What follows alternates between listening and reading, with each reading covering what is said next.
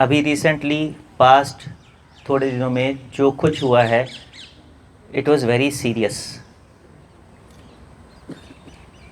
बहुत से लोगों ने सोशल मीडिया पे इसको मजाक बना के रख दिया है, दोनों साइड, इंडियन साइड भी और पाकिस्तान साइड भी।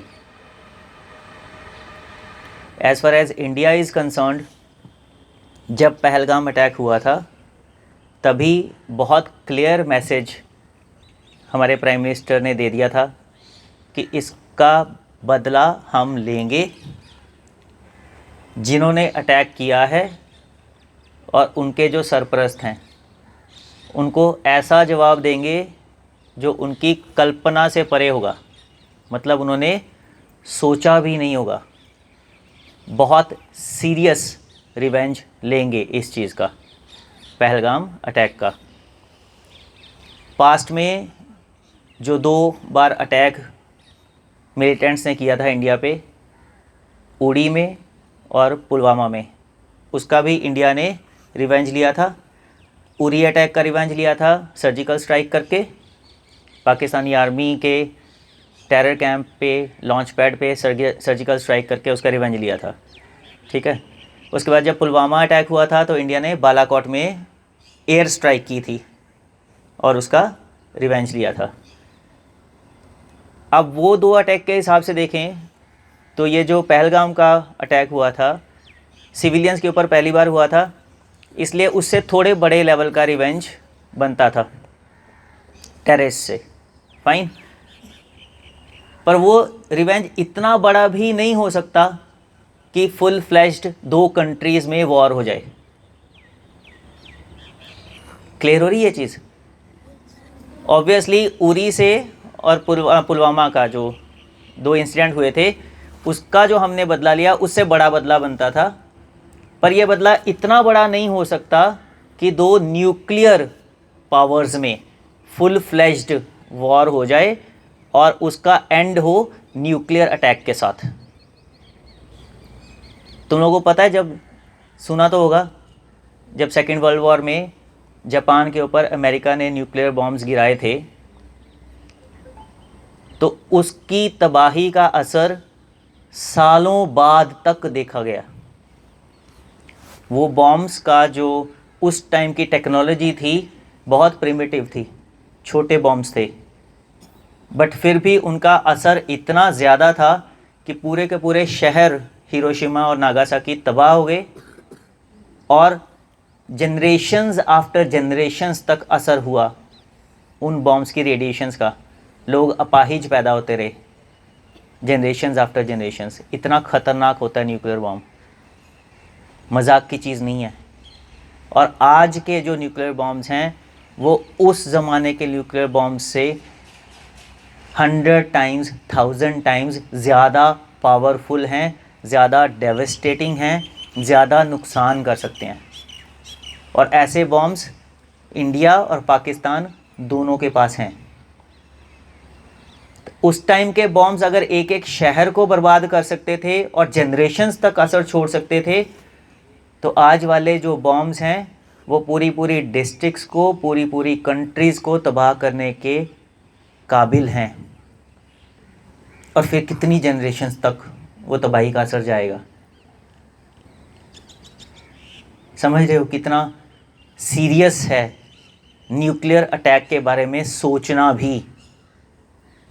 और अभी जो हुआ है, सम पीपल आर सेइंग कि 4 दिन के अंदर वॉर ख़त्म कर दी। मोदी, प्राइम मिनिस्टर मोदी, हमारी आर्म्ड फोर्सेस, हमारे जो फॉरेन सेक्रेटरी हैं, उनके ऊपर हमारे सोशल मीडिया के जो वॉरियर्स हैं, ख़ास तौर पे इंडिया में, वो एलिगेशन लगा रहे हैं कि इन्होंने गिव अप कर दिया, इन्होंने बड़ी जल्दी सीज़ फायर कर दी। पाकिस्तान अभी घुटनों पे था, उसको तो पूरा दबा लेना चाहिए था, उससे पीओके वापस ले लेना चाहिए था, पाकिस्तान को 4 टुकड़ों में बांट देना चाहिए था, उसको ख़त्म कर देना चाहिए था। प्राइम मिनिस्टर ने ठीक नहीं किया, विदेश मंत्री ने ठीक नहीं किया, सीज़ फायर नहीं करनी चाहिए थी। Just ask those people who have lost the lives of their dear ones. Indian side में भी तुम लोगों ने सुना होगा कि LOC पे बहुत हैवी शेलिंग हुई, पुंछ में, जम्मू एंड कश्मीर में बहुत से सिविलियंस की भी जान गई है। एक बार उनके घर में जाके ज़रा कोई पूछ के देखे, क्या आप वॉर चाहते हो? जितने दुख में वो लोग हैं जिन्होंने अपने डियर वंस को खोया है, वो कभी नहीं बोलेंगे कि वॉर होनी चाहिए। अभी तो कुछ लोग भगवान को प्यारे हुए तो लोगों ने ये कहना शुरू कर दिया कि देखो जी क्या कर रहे हैं, इंडियन गवर्नमेंट क्या कर रही है, मोदी क्या कर रहा है, इतने लोग हमारे मर गए। और वही लोग फिर बोलते हैं वॉर फुल फ्लैश क्यों नहीं की, पाकिस्तान को टुकड़ों में क्यों नहीं बांटा। तो जो थोड़े से लोग मरे हैं उसके लिए ताने देने शुरू कर दिए। और अगर न्यूक्लियर अटैक हो जाता, अगर न्यूक्लियर वॉर हो जाती, चाहे पाकिस्तान करता चाहे हम करते, लाखों के हिसाब से तब लोग मरने थे। तब क्या ये लोग शाबाशी देते प्रधानमंत्री को, वेल डन बोलते? इधर भी लाखों मरते, उधर भी लाखों मरते। And why am I saying this is there is credible information कि 4 दिन के अंदर अंदर पाकिस्तान का ये हाल हो गया था कि न्यूक्लियर अटैक की नौबत आ गई थी। जो इंसिडेंट्स हुए हैं उसमें स्टार्ट हुआ था पहलगाम से, जब टेररिस्ट अटैक हुआ है हमारी कंट्री के ऊपर। वो टेररिस्ट्स का अटैक था। पाकिस्तान की आर्मी ने डायरेक्ट हमारी कंट्री के अंदर आके हमला नहीं बोला था, बट हमने फर्स्ट इंस्टेंस में ही हमारी आर्मी ने पाकिस्तान के अंदर जाके उनके 9 टेररिस्ट कैंप्स को डिस्ट्रॉय किया कंप्लीटली। हमारी आर्मी ने दूसरे देश के अंदर जाके उसके 9 टेररिस्ट कैंप्स को तबाह किया। That was a direct attack by a country on other country. तो पहला जिगरा किसने दिखाया, दम किसने दिखाया? इंडिया ने फर्स्ट टाइम कंट्री लेवल पे जाके ये परवाह किए बिना कि वो एक न्यूक्लियर कंट्री है, वहां पे जाके अटैक किया और अपने टारगेट्स को हिट किया। और उसके बाद जो इंडियन आर्म्ड फोर्सेस और फॉरेन मिनिस्ट्री की प्रेस कॉन्फ्रेंस हुई थी, उसमें ये क्लियर कर दिया गया था कि ये हमारा ऑपरेशन सिंदूर था। इसका मकसद सिर्फ टेरर कैंप्स को तबाह करना था। हमने अपना टारगेट अचीव कर लिया, सिर्फ इतना था। इसलिए मैंने शुरुआत कहाँ से की थी कि जो सर्जिकल स्ट्राइक और बालाकोट था उससे थोड़ा बड़ा करना था। ये बहुत बड़ा था। जिनको लगता है ना कि हाँ क्या किया इंडिया ने, this was a very big risk taken by Indian government and Indian army. It was not easy. 15 दिन तैयारी करनी पड़ी इसके लिए। पूरी की पूरी आर्म्ड फोर्सेस को बॉर्डर पे लगाना पड़ा, एयर डिफेंस पूरा डिप्लॉय करना पड़ा, नेवी पूरी की पूरी अरेबियन सी में उतारनी पड़ी। ये ध्यान में रखते हुए कि फ्यूचर में कुछ भी हो सकता है, हम दूसरे देश के अंदर जाके अपनी मिलिट्री फोर्स को यूज करके अटैक करेंगे तो वो भी रिटेलिएट करेंगे। इसको ध्यान में रख के पूरी तैयारी करके ये किया था। It was a very very big incident और इंडियन आर्म्ड फोर्सेस का सिर्फ इतना ही टारगेट था। ऑपरेशन सिंदूर जो फर्स्ट लेवल पे था इतना ही सोचा गया था, इससे ज़्यादा नहीं। बट उसके बाद पाकिस्तान आर्मी इन्वॉल्व हुई। पाकिस्तान ने इंडिया पे अटैक किया। हमने 7 तारीख को किया था, 7 ऑफ मई को। 8 मई को पाकिस्तान ने इंडिया में बहुत सारे ड्रोन अटैक किए। इंडियन आर्मी की स्टेटमेंट है कि 300 to 400 drones were sent to India, 300 से 400, and almost all were neutralised. सारे के सारे हमने मार गिराए 8 तारीख को। फिर वो पाकिस्तान से हजम नहीं हुआ, उन्होंने फिर से 9 को अटैक फिर से किया। 8 और 9 को जो अटैक्स हुए थे, जब उनके ड्रोन सारे के सारे फेल हो गए, उन्होंने हमारे एयरफील्ड्स को टारगेट किया, हमारे मिलिट्री एरियाज़ को टारगेट किया। I was at Mamun Pathankot. Mamun military cantt बहुत बड़ा आर्मी एरिया है। लगातार बॉम्ब्स की आवाज़ हमने सुनी वहाँ पे। एयरफोर्स स्टेशन पठानकोट का बहुत इंपॉर्टेंट एयरफोर्स स्टेशन है, वहाँ पे भी अटैक हुआ। इंडियन आर्मी ने भी माना कि हमारे पहले दिन 36 के आसपास एरियाज़ को टारगेट किया गया और अराउंड 24 के आसपास सेकेंड डे अटैक किया गया। हमारे एयरफील्ड्स को अटैक किया गया, नाम लेके इंडियन आर्मी ने बताया कि हमारे कौन कौन से एयरफील्ड्स को अटैक किया गया। बट उसके बाद जब 10 तारीख को इंडिया ने फिर से फाइनल अटैक किया तो पाकिस्तान के 11 एयर बेसिस को तबाह किया। उससे पहले जो 8 को इन्होंने अटैक किया था पाकिस्तान ने, उसके बदले में इंडिया ने लाहौर तक जाके, इस्लामाबाद तक जाके उनके एयर डिफेंस सिस्टम को न्यूट्रलाइज किया था, डिस्ट्रॉय किया था। जब 9 को पाकिस्तान ने अटैक किया इंडियन एयरफील्ड्स पे, तो बदले में 10 को इंडिया ने पाकिस्तान के 11 एयरफील्ड्स को कंप्लीटली तबाह किया। वहां से फाइटर जेट्स को उड़ने लायक नहीं छोड़ा, उनके रनवेज उड़ा दिए। उसकी फोटोज इंडियन आर्मी की प्रेस कॉन्फ्रेंस में कल दिखाई हैं हमारे वाइस एयर चीफ मार्शल ने। उन्होंने खड्डे दिखाए हैं बड़े बड़े पाकिस्तान के एयरफील्ड के रनवेज पे पड़े हुए। और वो जो एयरफील्ड्स थे, they were close to very important cities in Pakistan. Pakistan का चकलाला एयरफील्ड जो है, एयरबेस जो है, वो इस्लामाबाद पाकिस्तान की कैपिटल के पास है बिल्कुल। उसको भी इंडियन आर्म्ड फोर्सेस ने, इंडियन एयरफोर्स ने तबाह किया है। और उनका एक बहुत इंपॉर्टेंट एयरफील्ड है, एयरबेस है नूर खान, जिस पे या जिसके आसपास पाकिस्तान के न्यूक्लियर वेपन्स के होने की बात लोग कहते हैं। जब उस नूर खान एयरबेस पे ये अटैक हुआ, और ये अटैक इस बार इंडियन आर्म फोर्सेस ने नहीं बोला कि हमने कौन से वेपन यूज़ किए, बट जो सोर्सेज बताते हैं, जो मीडिया बता रहा है, विदेशी मीडिया, कि इंडिया ने पहली बार ब्रह्मोस मिसाइल यूज़ की है। ये जो 11 एयरफील्ड तबाह किए हैं उसमें BrahMos missile first time use हुई है। नूर खान एयरबेस पे जो अटैक था, it directly means attack close to the nuclear facility of Pakistan. कुछ सोशल मीडिया पे, यूट्यूब चैनल्स पे, कुछ फॉरेन मीडिया यहाँ तक कह रहा है कि इंडिया ने जो नूर खान एयरबेस पे अटैक किया था, उसकी वजह से पाकिस्तान में न्यूक्लियर हलचल मच गई। उनके न्यूक्लियर बॉम्ब्स या यूरेनियम जो उन्होंने ज़मीन के अंदर छिपा के रखे थे, वो तक हिल गए, और उसकी वजह से न्यूक्लियर रेडिएशंस भी निकली हैं, और पाकिस्तान में अर्थक्वेक्स भी आए हैं। इसके वीडियोस यूट्यूब पे पड़े हुए हैं, बट ये कंफर्म्ड न्यूज़ नहीं है। यहाँ तक लोगों ने बोल दिया कि इस रेडिएशन की वजह से इजिप्ट के पास बहुत सा बोरोन है, केमिकल एलिमेंट है बोरोन, केमिस्ट्री में पढ़ा हुआ तुम लोगों ने, वो न्यूक्लियर रेडिएशंस को एब्जॉर्ब करता है। तो इजिप्ट को एक बड़ा जहाज़ भर के बोरोन भेजना पड़ा पाकिस्तान में, ताकि न्यूक्लियर रेडिएशन एब्जॉर्ब हो। एक जहाज़ अमेरिका ने भेजा है जो स्पेशली न्यूक्लियर एनर्जी कहीं पे रिलीज़ होती है तो उसको जाके स्टडी करता है, वो भी भेजा है। बट ये अनकन्फर्म्ड रिपोर्ट्स हैं।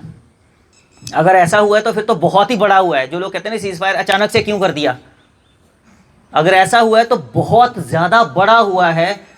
इमेजिन अगर उनके न्यूक्लियर बॉम्ब खुद ही एक्सप्लोड हो जाएं, तो इतने ज़्यादा न्यूक्लियर बॉम्ब्स हैं कि उसका असर इंडिया तक आएगा और बहुत दूर तक आएगा। पर अगर ये फेक न्यूज़ भी हो, मान लें ये न्यूज़ फेक है, तो जैसे मैंने तुम लोगों को बोला, इंडिया ने जो लास्ट एयर स्ट्राइक की थी वो इतनी बड़ी, इतने इंपॉर्टेंट प्लेसेस पे की थी कि उसके बाद पाकिस्तान ने इमीडिएटली 10 तारीख को ही दोपहर को पाकिस्तान के पीएम ने अपनी जो न्यूक्लियर बॉम्ब्स को कंट्रोल करने वाली उनकी एजेंसी है, जो उनके कोर ग्रुप की मीटिंग बुला ली थी उन्होंने। नेशनल कमांड अथॉरिटी बोलते हैं उसको पाकिस्तान में, एनसीए, एविडेंस्ड है। वहाँ पे उन्होंने नोटिस जारी कर दिया था नेशनल कमांड अथॉरिटी की मीटिंग बुलाने के लिए। उसका सीधा सा मतलब था कि डिसीजन लेना है कि न्यूक्लियर अटैक करना है कि नहीं करना।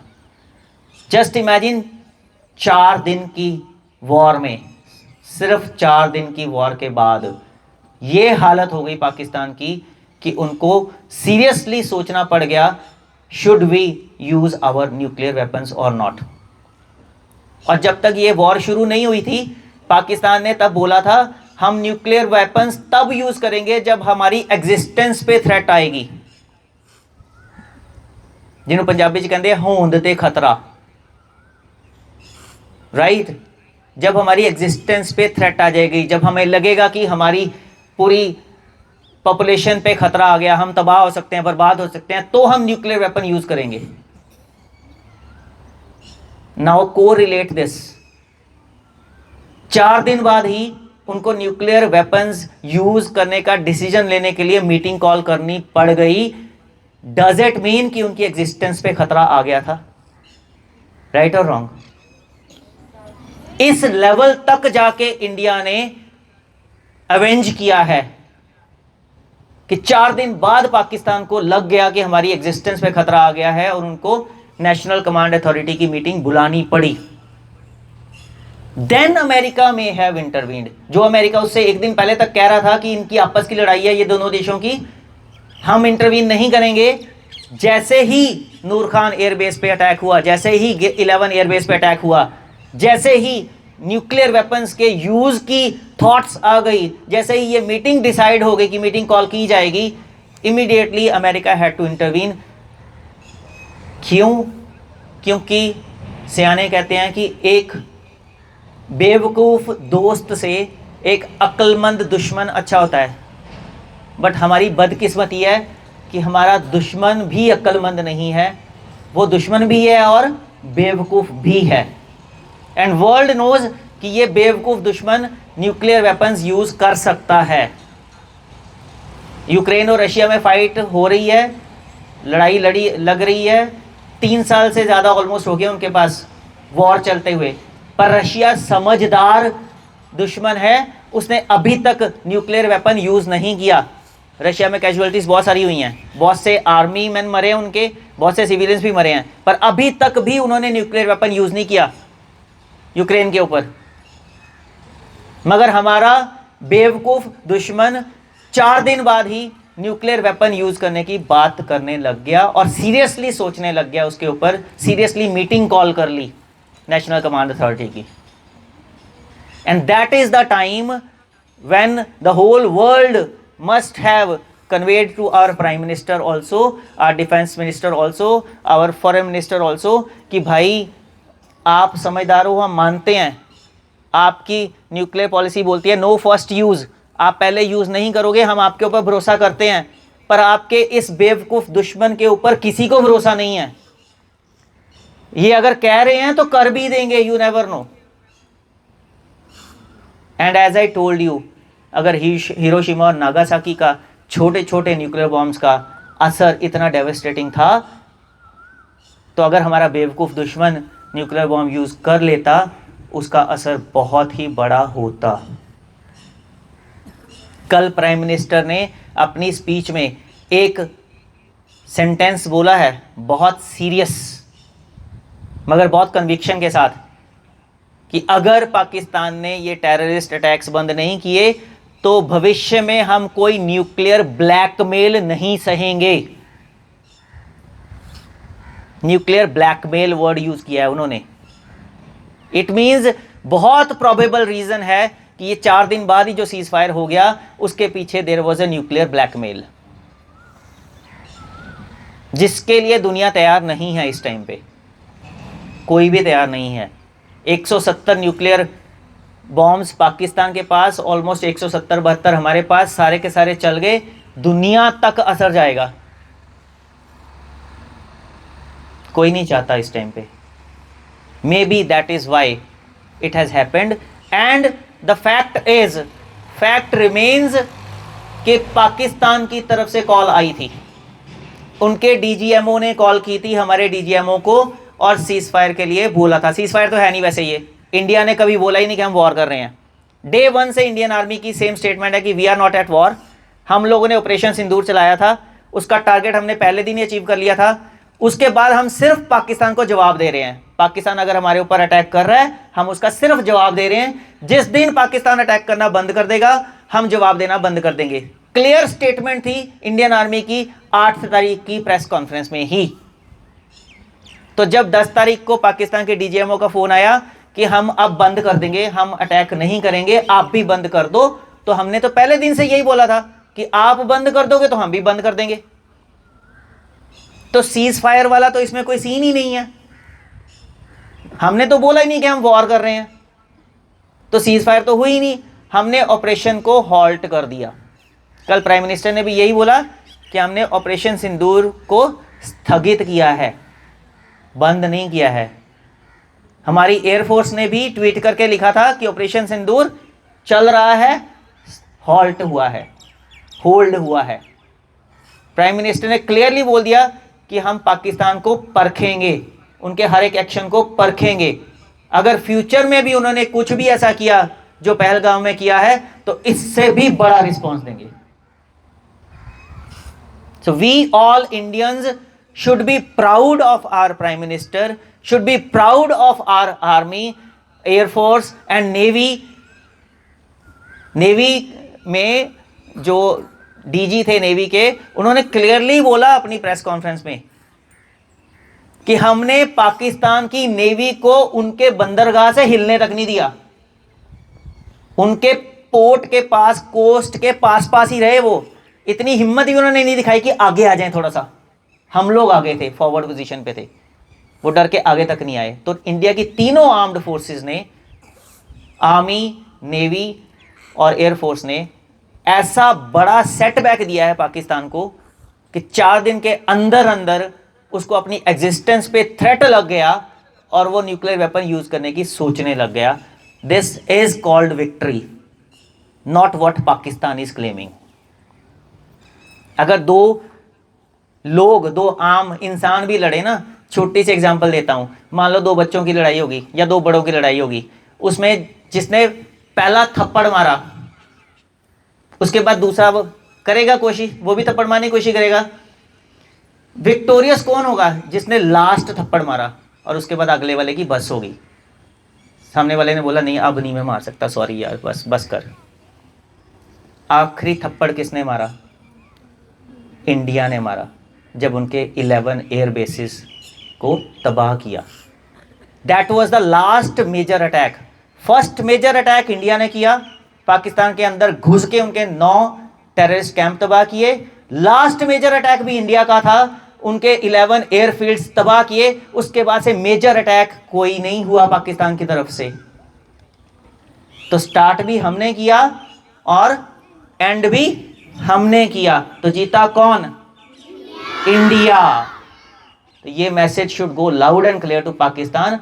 अपनी पॉपुलेशन को तुम लोग बेवकूफ बना सकते हो क्योंकि तुम सदियों से बनाते आए हो, हमें नहीं बना सकते। हमें क्लियरली पता है कौन जीता, हम जीते। और ये मैसेज सदियों तक बहुत लाउड एंड क्लियर हर पाकिस्तानी के दिमाग में और कानों में गूंजता रहेगा।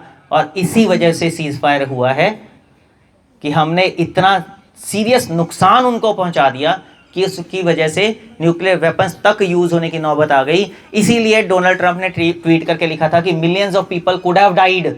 आई thank Pakistan and Indian government officials, army personnels, जिन्होंने मेरी रिक्वेस्ट मानी और सीज फायर कर दिया, न्यूक्लियर वॉर की नौबत नहीं आने दी, लाखों लोगों को मरने से बचा लिया। और जहां तक लोग बोल रहे हैं कि हाँ डोनाल्ड ट्रंप को बीच में क्यों डाला, इंडिया तो सीज फायर डोनाल्ड ट्रंप के प्रेशर में तो नहीं की। आज वही डोनाल्ड ट्रंप की स्टेटमेंट चेंज हो गई है। कल उन्होंने पीएम की मीटिंग से आधा घंटा पहले एक प्रेस कॉन्फ्रेंस करके बोला, मैंने तो इंडिया और पाकिस्तान को बोला कि हम आपके साथ व्यापार बंद कर देंगे, अगर आपने युद्ध नहीं रोका तो हम व्यापार बंद कर देंगे, ट्रेड नहीं करेंगे आप लोगों के साथ, और अगर आपने रोक दिया हम बहुत ज़्यादा ट्रेड करेंगे, बहुत ज़्यादा बिजनेस देंगे आप लोगों को। इसलिए ये सीज फायर हुआ। स्टेटमेंट चेंज होगी, अमेरिकन प्रेसिडेंट की स्टेटमेंट चेंज होगी। जो लोग कह रहे थे कि मोदी ने ट्रंप पे क्यों नहीं कुछ बोला, ट्रंप के मुंह से खुद ही निकलवा दिया उन्होंने कि भाई साहब अपनी स्टेटमेंट चेंज करो, ये मत बोलो कि मैंने न्यूक्लियर थ्रेट दिखाई थी इसलिए इंडिया पीछे हटा। मजाक वाली स्टेटमेंट उनके मुंह से निकलवा दी है कि बिजनेस बंद करने की हमने धमकी दी इसलिए ये दोनों देश रुक गए। बिजनेस बंद तो रशिया के साथ भी किया, वो रुका। So please don't watch any WhatsApp University videos and don't listen to any WhatsApp University news. Trust your government, trust your prime minister, trust your armed forces. और जो उन्होंने स्टेटमेंट्स दी हैं सिर्फ और सिर्फ उस पे विश्वास करो. And believe me, we have won by a great leap. इतना बड़ा सेटबैक पाकिस्तान ने सोचा नहीं था, और जो प्राइम मिनिस्टर ने बोला था उनकी कल्पना से भी परे जवाब देंगे, उनकी कल्पना से भी परे का जवाब दिया गया है उनको. Right? So I just wanted to convey to all of you, because ये चर्चा चलती रहती है. अदरवाइज बच्चे भी आपस में बातें करते रहते हैं, स्टाफ भी आपस में चर्चा करता रहता है, ऐसे हो गया वैसे हो गया, ये हुआ वो हुआ, उसने ये बोला उसने वो बोला. I wanted to put a full stop to everything with this. Let's stop discussing about it now. India is a responsible country. India कभी ये अपने मुंह से नहीं कहेगा कि हमने उनके न्यूक्लियर साइट को तबाह कर दिया या वहां तक हम पहुंच गए थे, क्योंकि वर्ल्ड भी बोलेगा कि आप तो समझदार हो भाई, समझदारों से ऐसी उम्मीद नहीं है. इसलिए इंडिया अपनी समझदारी बना के रखेगा. पाकिस्तान ओनली फेस सेविंग कर रहा है. उनको अपनी आर्मी, अपनी जनता के सामने मुंह दिखाना है, इसलिए वो अपनी फतेह का जश्न मना रहे हैं. उनको मनाने दो, कोई बात नहीं. फतेह असली में किसकी हुई है वो हमें पता है, पूरी दुनिया को पता है.